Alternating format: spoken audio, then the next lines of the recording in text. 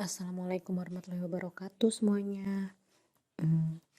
Sekarang kita ketemu lagi di materi yang kedua ya, masih tentang parts of speech, tapi di bagian kali ini kita akan bahas pronoun dan verb. Tapi sebelum kita mulai, ada baiknya kita berdoa dulu ya menurut kepercayaan masing-masing. Semoga teman-teman dimudahkan dalam memahami materinya. Berdoa menurut kepercayaan masing-masing, saya persilakan. Berdoa selesai, hari ini kita akan bahas tentang pronoun dan juga verb. Apa sih pronoun? Pronoun itu kata ganti dan verb itu adalah kata kerja. Oke, kita langsung aja ke slide yang kedua ya. Untuk pronoun atau suatu kata ganti, dia bertugas untuk replace noun or noun phrase. Artinya, dia menggantikan kata benda atau frasa kata benda. Nah, the replace noun atau kata benda yang digantikan ini itu disebut sebagai antecedent atau suatu kata pendahulu. Jadi dia harus dijelaskan dulu di depan baru dia bisa diganti. Kalau belum ada penjelasan di awal tentang siapa dia, kita nggak bisa mengganti dia dengan pronoun. Contoh di sini, John lost my bag when he took it. Saya nggak perlu tulis John lost my bag when John took my bag. It's too long, ya, itu terlalu panjang. Nah, saya bisa menyederhanakan John dengan kata ganti he dan menyederhanakan my bag dengan kata ganti it. Tapi syaratnya John-nya dan my bag-nya harus disebutkan dulu di awal. Tidak boleh tidak disebutkan sama sekali. Nah, di sini kalau dilihat di penjelasannya, John itu digantikan oleh he, atau dengan kata lain he replaces John, he menggantikan John, dan it itu replaces my bag, atau dengan kata lain it itu menggantikan tas saya. Yang perlu jadi catatan teman-teman, beberapa kata ganti atau some pronouns can be adjective, bisa menjadi suatu kata sifat. Kapan sih pronoun menjadi kata sifat? Nah, pronoun menjadi kata sifat ketika they modify nouns, ketika si pronouns itu memodifikasi suatu kata benda. For example, where is my book? Teman-teman bisa menemukan di situ pronounnya adalah my dan ada kata benda book. Nah, si my selain dia menjadi kata ganti, dia juga menjadi special kind of adjective atau adjective yang spesial. Karena dia give more information about book. Dia memberikan informasi lebih kepada si buku. Buku yang mana yang dimaksud? Ya my book, buku saya, seperti itu. Sama halnya ketika di contoh yang kedua. We didn't enjoy our dinner. Kami tidak menikmati makan malam kami. Kayak di situ ada our sebagai pronoun dan dinner sebagai noun. Makan malam yang mana yang dimaksud? Makan malam kami atau our dinner. Sehingga our itu adalah pronoun, tapi dia juga berfungsi sebagai adjective, di mana our menjelaskan lebih tentang dinner, seperti itu. Nah, untuk jenis pronoun sendiri itu ada banyak. Di sini saya menyampaikan 7 jenis pronoun. Kita mulai dulu dari yang pertama ya. Yang pertama itu adalah personal pronouns. Personal pronouns ini adalah suatu kata ganti yang sifatnya melekat pada person atau melekat pada seseorang. Artinya dia bisa berperan sebagai subjek dan juga bisa berperan sebagai objek.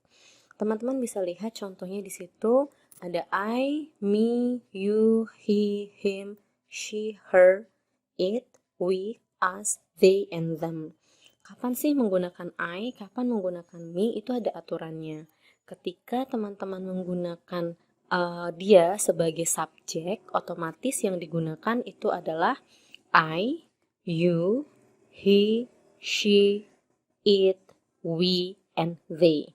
Tapi ketika teman-teman menggunakan dia sebagai objek, yang digunakan adalah me, you, him, her, it, us, and them. For example, sebagai contoh, ketika saya bilang perempuan itu mencintai laki-laki itu, otomatis perempuannya di sini karena dia sebagai subjek, saya akan mengambil yang she. Loves laki-laki, karena laki-lakinya menjadi objek, saya bukan ngambil him, melainkan him. Sehingga kalau saya satukan dia menjadi she loves him. Jadi ketika misalkan saya bilang laki-laki itu mencintai perempuan itu. Laki-lakinya itu dia sebagai subjek sehingga yang digunakan adalah he. Perempuannya itu dia sebagai objek yang digunakan bukan she melainkan her. Sehingga kalimatnya menjadi he loves her. Seperti itu. Itu adalah penggunaan pronouns sebagai personal pronouns. For example di sini she gave it to them. She itu adalah subjek, gave it itu adalah objek, to them, to itu adalah preposition. Kemarin kita belajar preposition ya. Nah, karena setelah preposition itu adalah object of preposition, sehingga yang saya pakai di situ bukan they, melainkan them. Jadi kalimatnya bukan she gave it to they, melainkan she gave it to them. Nah, sama halnya ketika menjadi they got the book from her. Subjeknya adalah they, objeknya itu adalah the book, from itu adalah preposition, dan her itu adalah object of preposition. Karena dia object of preposition yang digunakan bukan she, melainkan her. Sehingga kalimatnya menjadi they got the book from her. Seperti itu. Itu yang personal pronouns. Sekarang kita masuk ke jenis pronouns yang kedua, yaitu possessive pronouns. Possessive pronouns itu adalah kata ganti yang menunjukkan kepemilikan. Jadi itu menunjukkan suatu kepemilikan. Misal di situ ada my, lalu ada mine, your, ada yours, her, hers, his, its, our, ours, their, dan theirs. Oke, apa sih yang membedakan my, mine, your, yours, dan seterusnya? Ketika teman-teman menggunakan my, di belakang my masih harus diikuti oleh kata benda. For example, my book. Oke, saya masih harus menambahkan kata benda di belakang kata my. Buku saya. Tapi saya bisa menyederhanakan my book menjadi mine, yang artinya milik saya. Tapi dengan syarat di depan sudah disebutkan apa yang menjadi miliknya.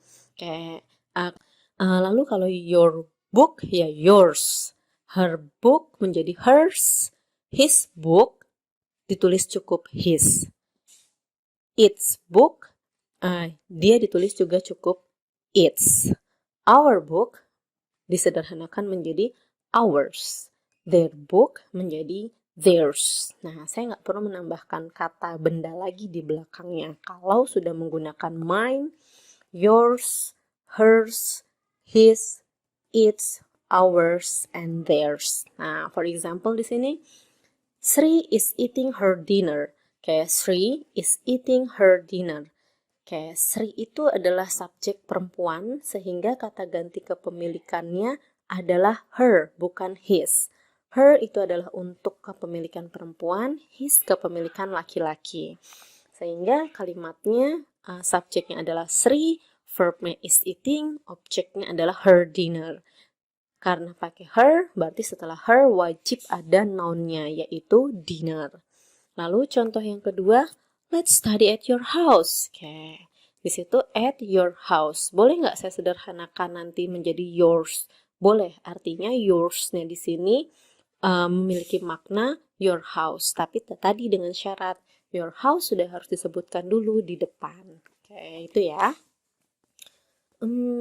Lalu yang ketiga ada demonstrative pronouns. Apa sih demonstrative pronouns? Demonstrative pronouns itu adalah kata ganti yang mendemonstrasikan atau menunjukkan sesuatu. Kata ganti ini ada 4 jenis.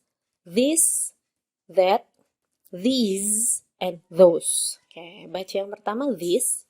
Tulisan yang tehese dibacanya these, pakai Z. Yang depan pakai S, yang belakang pakai Z. This, that, these, those. Oke. Ini contohnya. I love this picture. Saya suka gambar ini.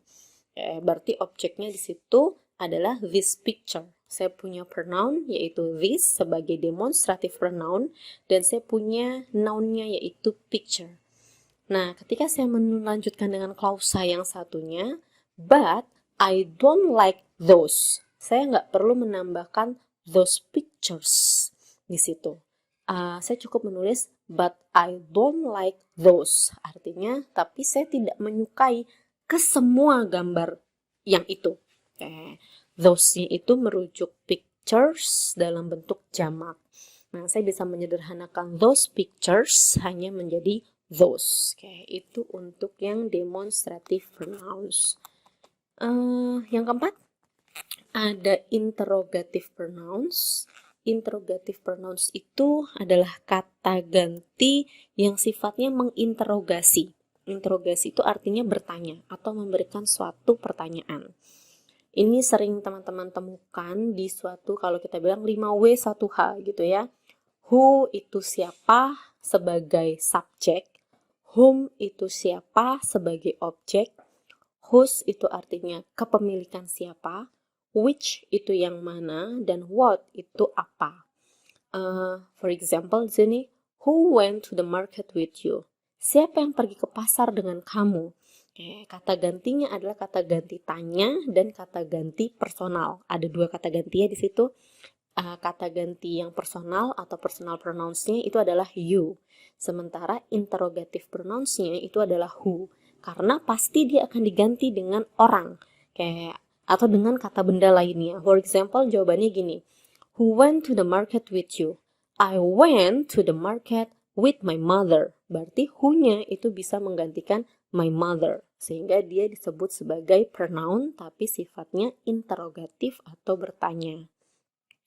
Lalu contoh yang kedua di sini, which movie did you see? Film yang mana yang kamu tonton? Nah, otomatis akan menggantikan sesuatu.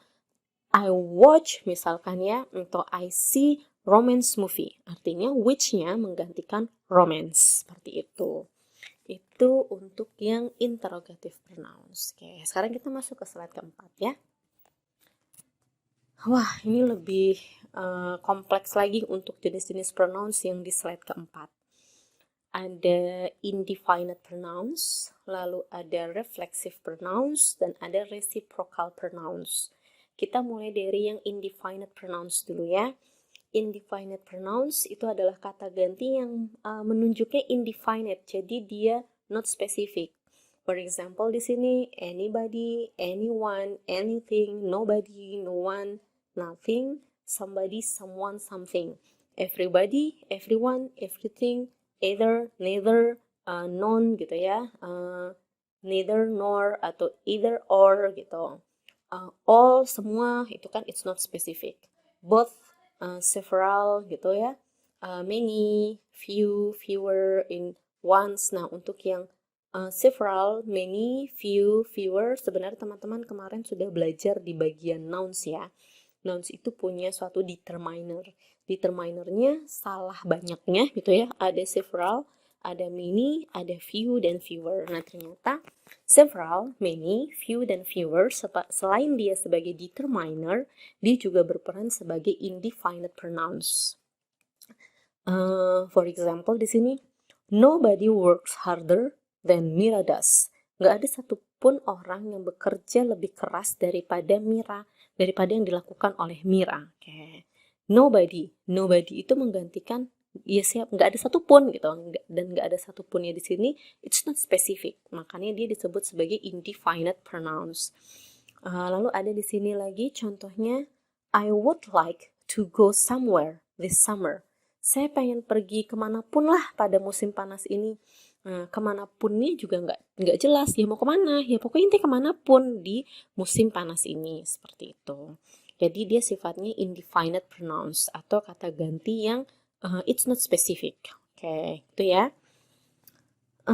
Yang ke berapa ini berarti? 6 ya. Oke, 6 ada reflexive pronouns. Reflexive pronouns itu ibarat teman-teman bercermin gitu ya. Refleksi, nah artinya ini kata ganti yang merefleksikan diri sendiri. Ketika merefleksikan diri sendiri, my otomatis myself. You jadi akan menjadi yourself. He otomatis menjadi himself. She menjadi herself. It itu itself. Lalu ada ourselves.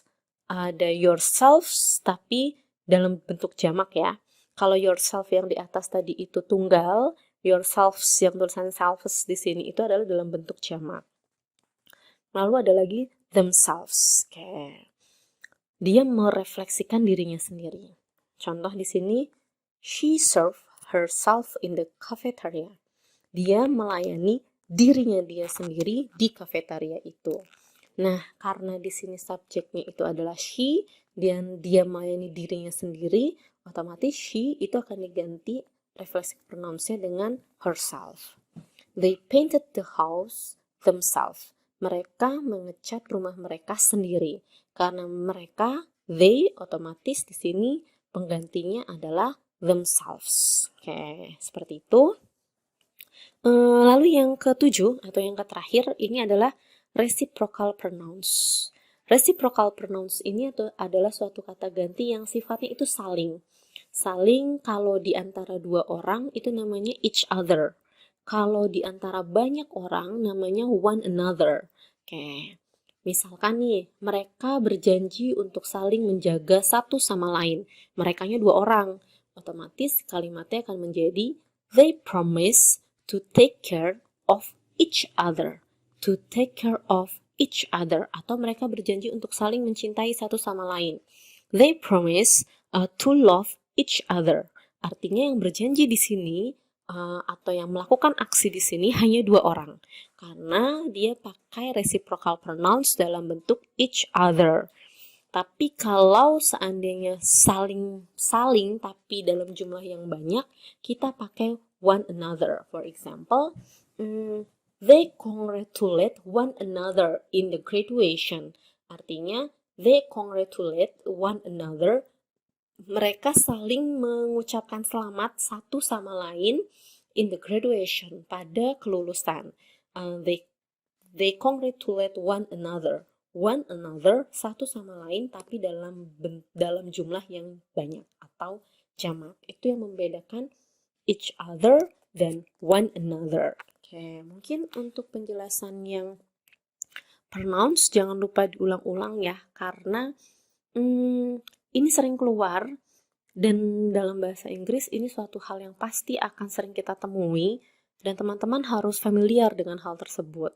Jadi penjelasannya tadi mulai dari personal pronouns sampai reciprocal pronouns, silahkan boleh diulang-ulang untuk memahami apa sih bedanya personal pronouns, lalu possessive pronouns, demonstrative pronouns, interrogative pronouns, indefinites, reflexive, dan juga reciprocal pronouns. Nah, ini ada exercise-nya teman-teman. Exercise-nya ada dua tipe. Exercise yang pertama, teman-teman diminta menemukan pronouns-nya. Di situ ada 14 pronouns. Nanti silahkan dituliskan ya di kertas. Oke. A, B, C, D, E, pronouns-nya itu apa aja. Mungkin ada yang diulang pronouns-nya beberapa kali. Silahkan boleh ditulis 2 kali gitu ya. Lalu exercise yang kedua itu perintahnya adalah complete the sentences with proper nouns. Teman-teman diminta melengkapi kalimat di bawah itu dengan suatu kata ganti yang sesuai. Misalkan kalau di situ saya bercerita tentang John gitu ya. John meet his friend gitu ya. In the school gitu to discuss some assignments misalkan. Kalimatnya akan saya kasih blank question gitu. John meet titik-titik friend gitu ya in the school to discuss assignment. Titik-titiknya itu dikasih apa? Nah, karena John di sini adalah laki-laki, berarti jelas John meet his friend, bukan her friend gitu. Karena John laki-laki kepemilikannya itu adalah his, kayak bukan her, seperti itu. Itu contoh. Nah, di sini teman-teman suruh mengisi titik-titiknya itu diisi dengan kalimat apa? Dengan kata apa maksudnya? Apakah dengan kata she, he, it, them, they, us, dan sebagainya. Nah, ini sambil dibuka dulu materinya yang tadi, yang di slide ketiga dan keempat. Oke, nanti dituliskan di kertas, baru kita discuss di akhir di WA group gitu ya, jawabannya apa. Oke, sudah selesai menjawab untuk yang pronouns. Kalau sudah, kita masuk ke verbs atau kata kerja. Ini sering ketemu dalam bahasa Inggris dan ini dasar dalam suatu kalimat dalam bahasa Inggris. Jadi mau nggak mau teman-teman harus memahami apa itu verbs. Oke. Verbs itu disebut sebagai kata kerja. Jadi kalau dalam bahasa Indonesia, verbs itu adalah kata kerja. Kalau tadi pronouns kata ganti, verbs itu adalah kata kerja. Judulnya aja kata kerja. Berarti perannya dia untuk express an action or names a state of existence. Jadi dia menunjukkan suatu tindakan atau adanya suatu keberadaan. Action contohnya jump, loncat, laugh, tertawa, love, mencintai, itu namanya action. Tapi kalau keberadaan bisa pakai be, seem, ataupun appear.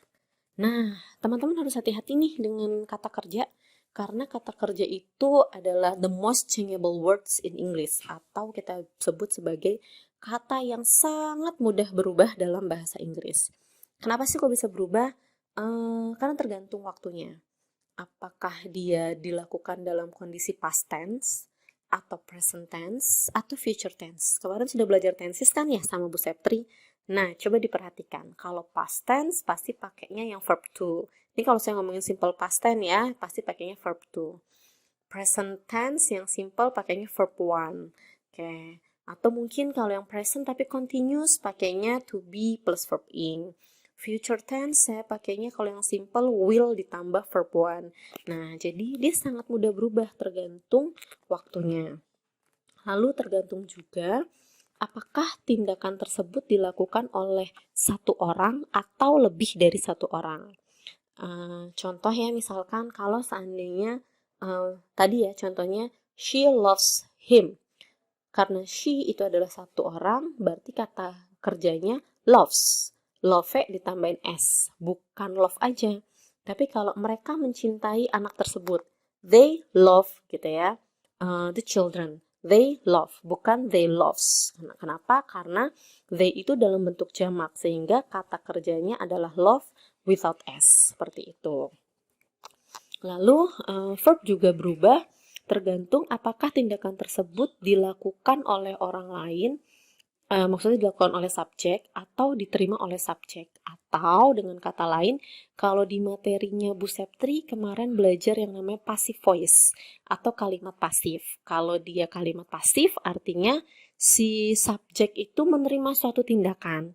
Tapi kalau dia kalimat aktif, subjek itu melakukan tindakan. Nah, jadi yang aktif dengan yang pasif itu otomatis kata kerjanya akan berubah, akan berbeda. Contoh di sini, tadi saya bilang ya, water contains oxygen and hydrogen. Oke, air terkandung atau terdiri dari oksigen dan hidrogen. Nah, karena air itu adalah tunggal atau singular, berarti verbnya adalah contains, bukan contain. Terus yang contoh kedua, monkeys eat fruits and insect. Monyet-monyet itu gitu ya, makan sayur, makan buah dan serangga. Karena monyetnya itu dalam jumlah banyak, monkeys, makanya kata kerjanya eat, bukan eats. Tapi kalau monyetnya cuma satu, monkey berarti eats. Jadi kalau monkey eats fruit and insect. Tapi karena monkey-nya banyak, monkeys eat fruit and insect. Sama hal di sandwich. The sandwich was eaten by us last night. Sandwich itu dimakan oleh kami tadi malam. Karena dimakan berarti kata kerjanya menjadi was eaten, bukan eat atau eating, tapi was eaten. Itu contoh verb. Coba dihayati dulu. Habis ini baru kita masuk ke masing-masing jenis-jenis dari verb itu sendiri. Nah, sekarang kita masuk ke jenis-jenis verb ya. Kita mulai dari main verbs. Main verbs ini adalah kata kerja utama. Jadi, yang harus teman-teman perhatikan, a sentence always has at least one main verb.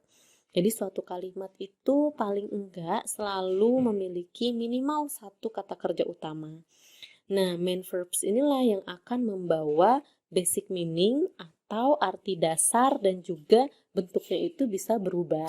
Oke, for example, I work, saya bekerja. Lalu ada he works, dia laki-laki bekerja. Karena he itu adalah subjek tunggal, makanya di situ menjadi works. They work itu kalau dalam bentuk past tense. Oke, itu yang contoh-contoh dari main verb. Dia membawa makna dasar dari suatu kalimat. Nah, contoh lain ada action verbs atau kata kerja aksi atau suatu tindakan. Itu ada transitive dan juga intransitive verbs. Jadi ada kata kerja yang butuh objek atau direct object gitu ya, dan ada kata kerja yang tidak butuh direct object atau tidak butuh objek langsung. Nah, kita masuk ke transitive verbs ya. Transitive verbs itu adalah kata kerja yang have a direct object. Dia punya objek langsung. Objek langsungnya ini dalam bentuk noun, kata benda, atau pronoun, kata ganti. Yang dia memang menerima aksi dari kata kerja tersebut. Contoh, I love you, saya mencintai kamu. Berarti si kamu ini adalah direct object yang memang menerima aksi langsung dari I gitu ya, dari saya. They bought a new car. Berarti new car ini menerima aksi langsung dari they, yang artinya aksinya memang si they ini membeli new car. I clean my own room every morning. Saya membersihkan ruangan pribadi saya setiap pagi. Artinya ruangan pribadi saya mendapat aksi dari saya, yaitu saya membersihkan. Tuh. We are speaking English. Nah, itu disebut sebagai transitive verbs karena dia diikuti oleh objek langsung gitu ya, yang dalam bentuk noun atau pronoun. Lalu yang kedua ada yang namanya intransitive verbs. Oke. Intransitive verbs itu adalah kata kerja yang tidak butuh direct object. Kalau intransitive verbs dia tidak butuh objek langsung. Contoh, he went home. Dia pergi ke rumah. They arrive later than usual. Anita reads fast. Anita membaca.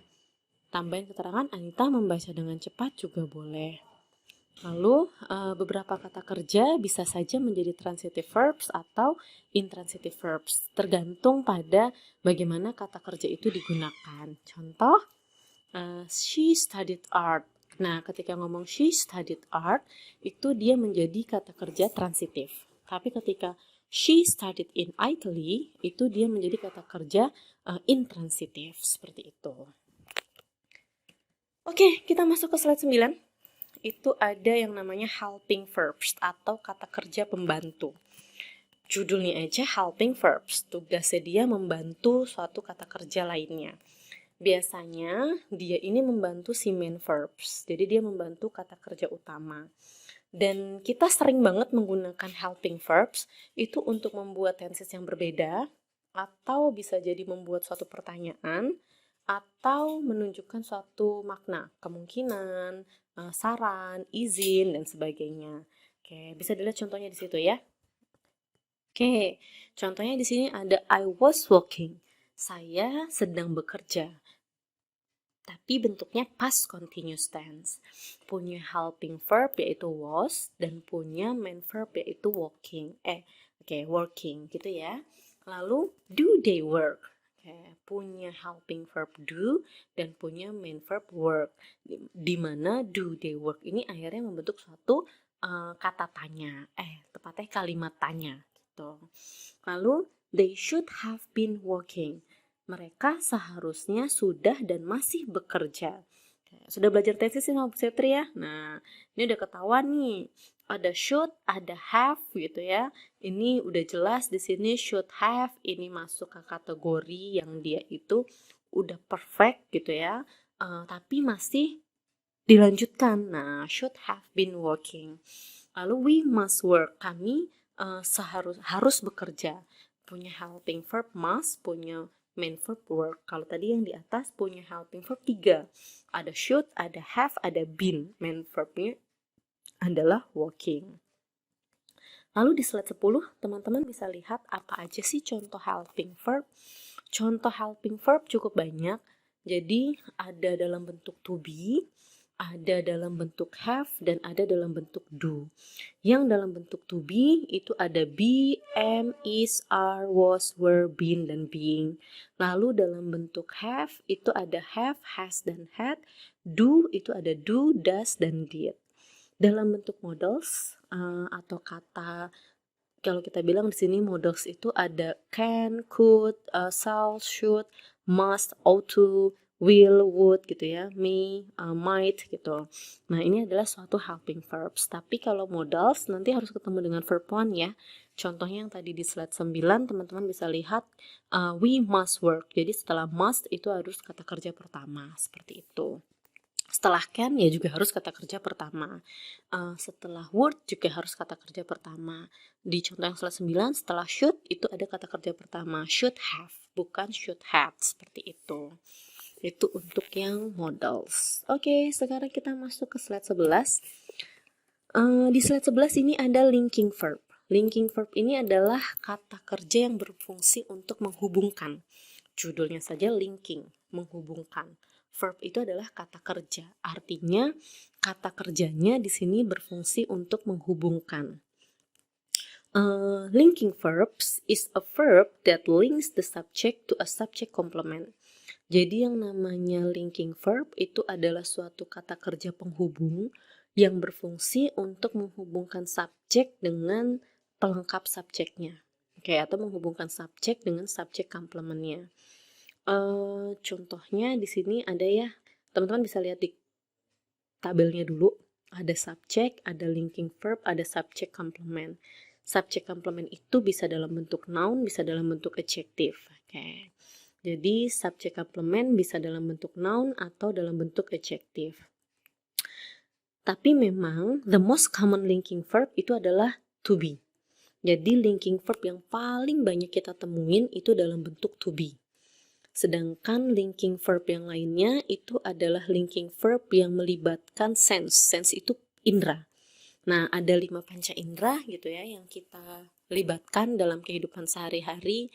Misalkan di situ ada feel, look, smell, sound, dan taste. Kalau kita ngomongin indera peraba, kulit, berarti feel, lalu ngomong indera penglihatan, ada look, penciuman itu smell, lalu telinga sound, pengecap atau lidah itu adalah taste. Nah, linking verbnya bisa dalam bentuk feel, look, smell, sound, dan taste. Other linking verbs atau linking verbs yang lainnya ada become, remain, dan seem. Jadi ada become, ada remain, dan ada seem. Jadi tadi ya linking verb ada to be itu bisa dalam bentuk is, am, are, was, were, been, being. Lalu ada yang berhubungan dengan sense atau panca indera, feel, look, smell, sound, dan taste. Lalu yang lainnya ada become, remain, dan seem. Nah, boleh dilihat di tabelnya. Tadi yang namanya linking verb menghubungkan subjek dengan subjek komplementnya. Subjek komplementnya bisa dalam bentuk kata benda, bisa dalam bentuk kata sifat. Saya pakai contoh yang pertama dulu ya. Dogs are social animals.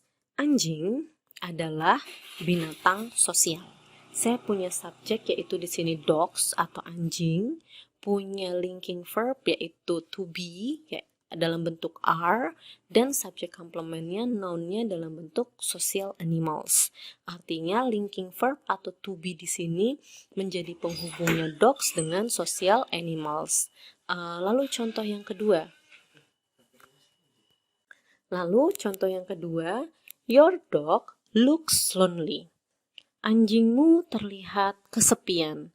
Oke. Your dog itu adalah subjek.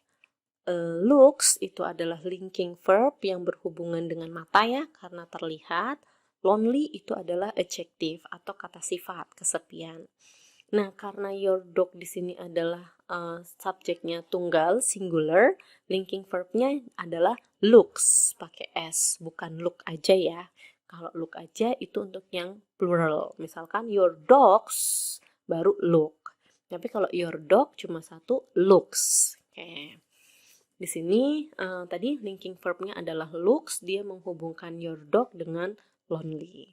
Nah, itu untuk linking verb. Jadi to be itu bisa menjadi helping verb kalau dia menambah makna untuk main verb, tapi dia juga bisa menjadi linking verb kalau dia menghubungkan langsung subjek dan subjek komplementnya. Saya ulang ya.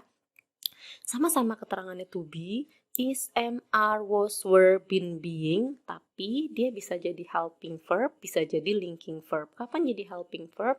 Jadi helping verb kalau dia membantu memberikan keterangan lebih kepada main verb. Contohnya tadi was walking, is walking, itu dia memberi keterangan lebih. Dia akan menjadi helping verb. Tapi ketika dia menghubungkan subjek dengan subjek komplement secara langsung, dia akan menjadi linking verb. Oke, contohnya tadi ya, dogs are social animals. Oke, itu dia akan jadi suatu linking verb, bukan helping verb lagi. Jadi teman-teman harus bisa membedakan kapan to be menjadi linking verb dan kapan to be menjadi helping verb. Oke, ini contoh kata kerja yang terakhir, yaitu ada regular and irregular verbs, atau kata kerja beraturan dan kata kerja tidak beraturan. Jadi, kata kerja itu sebenarnya punya 5 bentuk dasar. Oke, teman-teman bisa lihat di tabelnya ya. Punya 5 bentuk dasar, yaitu base form atau bentuk awalnya gitu ya. Lalu yang ditambahin s atau kita sebut dengan s form. Lalu ketika dia dalam bentuk past tense, okay, atau dia dalam bentuk past participle, okay, dan dia dalam bentuk present participle. Kalau yang regular verb itu dia akan beraturan bentuknya.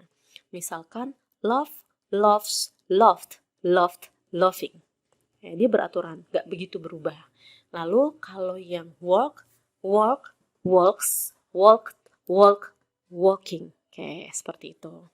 Sementara kalau yang irregular verbs itu kata kerja yang bentuknya tidak beraturan. Tidak beraturan artinya antara kata kerja kedua dengan kata kerja ketiga mungkin saja dia bentuknya berbeda. Contoh, eat, eats, ate, eaten, eating. Okay. Atau yang kedua, go, goes, went, gone, going. Itu namanya adalah kata kerja yang tidak beraturan. Jadi ada yang beraturan dan ada yang tidak beraturan. Bu, itu apa aja contohnya? Jangan lupa sering-sering temenan sama kamus, lihat-lihat kamus. Jadi teman-teman bisa tahu apa aja sih yang masuk kategori regular verbs dan apa aja yang masuk kategori irregular verbs. Oke, itu ya. Kita masuk ke slide 13, yaitu tentang contraction. Contraction ini adalah suatu pembuatan lebih disingkatkan lagi gitu ya. Jadi terkadang sebuah kata kerja itu tersembunyi. Nah, tersembunyi itu di dalam contraction. Jadi seolah-olah kayak nggak ada kata kerjanya, sebenarnya ada. Contoh kayak I'm, bacanya I'm, tapi I apostrophe M itu maksudnya adalah I am gitu. I am. Terus ada his. Hati-hati kalau yang telinganya nggak sensitif dan tidak terbiasa membaca, his-nya itu akan ketukar. Harusnya his-nya itu bukan his dalam bentuk pronoun ya, tapi bisa he is ataupun bisa he has. Okay. There-nya di sini juga bukan there dalam bentuk their kepemilikan, tapi they are. I've-nya itu adalah I have. You've itu maknanya you have. There's itu there is or there has. I had or I would. Okay. She'd ada she had or she would. They itu ada they had or they would gitu ya. I'll itu I will maksudnya. You'll itu adalah you will. Whose itu who is or who has. Bukan whose dalam bentuk whose kepemilikan yang tulisnya WHOSE. Jadi teman-teman memang harus belajar apa itu contraction seperti itu. Kita masuk ke slide 14. Di slide 14 ada 2 exercise ya teman-teman ya. Saya minta tolong teman-teman kerjakan di kertas gitu ya. Nanti seperti biasa silahkan difoto. Fotonya langsung aja ya. Jadi dalam satu kertas itu sudah ada tadi jawaban untuk yang pronoun dan udah ada jawaban untuk yang verbnya. Di yang exercise pertama, perintahnya teman-teman hanya disuruh mencari dan menggarisbawahi mana kata kerja yang dia itu masuk kategori. Jadi suruh cari kata kerjanya dulu. Jadi satu ya. Kayak tadi should have been walking. Berarti kata kerjanya adalah should have been walking. Dengan should itu sebagai helping verb, have itu helping verb, been itu helping verb, main verbnya adalah walking. Contohnya tadi seperti itu. Nah, di sini nanti ditandai mana yang main verb dan mana yang helping verb. Itu ada 5 pertanyaan, nanti silahkan dijawab. Lalu yang terakhir di sini exercise-nya adalah diminta untuk memperbaiki the sentences below. Jadi, diperbaiki kalimat di bawah ini. Ada yang salah di situ. Salahnya itu di mana? Ya misalkan kalau subjeknya singular, ya berarti verbnya harus singular. Kalau subjeknya plural, ya berarti verbnya harus plural gitu. Nah, mungkin aja di sini ada ketidaksesuaian subjek dengan verb. Nah, kalau ada yang tidak sesuai, dianalisis tidak sesuainya di mana dan membuat sesuainya harusnya seperti apa. Oke, mungkin itu yang bisa saya sampaikan. Nanti silahkan dikerjakan dulu di kertas. Saya kasih waktu paling tidak ya maksimal 20 menit ya untuk yang si pronoun-nya tadi sama si verb. Jadi paling tidak nanti setelah 60 menit mendengarkan materi dan juga membaca materi serta menjawab pertanyaan, kita masuk 40 menitnya itu adalah diskusi di WA group. Gitu ya teman-teman ya. Mungkin itu yang bisa saya sampaikan. Terima kasih, tetap semangat ya, dan jangan lupa selalu bahagia. Mungkin sekian dan assalamualaikum warahmatullahi wabarakatuh.